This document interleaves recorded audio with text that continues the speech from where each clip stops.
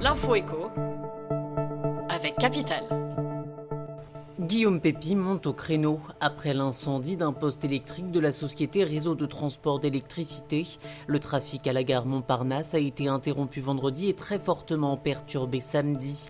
La situation devrait se résoudre d'ici jeudi prochain, mais le patron de la SNCF a fait savoir qu'il allait demander une indemnisation de la part de RTE.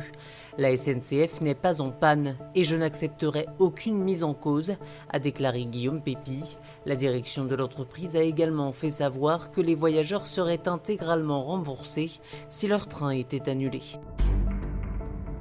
Vos billets de 20 à 50 euros sont-ils authentiques? Selon la Banque Centrale Européenne, ces billets bleus et orange sont les plus contrefaits de l'année 2018. Ces deux valeurs représentent 83% des faux billets retirés de la circulation.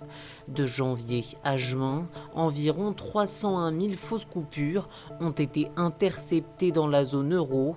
C'est moins qu'au second semestre 2017 et la situation est bien loin d'être dramatique. Au total, 21 milliards de billets circulent dans la zone euro. Qui pour remplacer Alain Ducasse à la Tour Eiffel?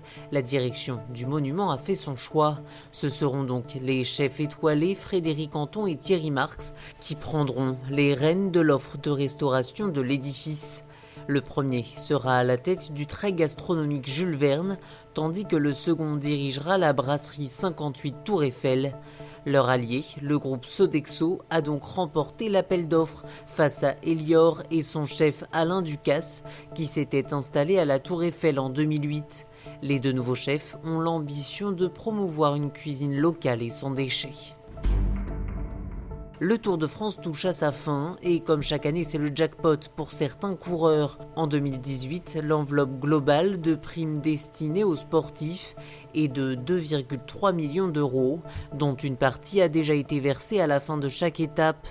Pour l'instant, c'est le Slovaque Peter Sagan qui a engrangé le plus d'argent avec 68 000 euros. Il est suivi du Français Julian Alaphilippe avec 46 970 euros et du Britannique Geraint Thomas avec 38 710 euros. Ce dernier devrait remporter le Tour de France cette année.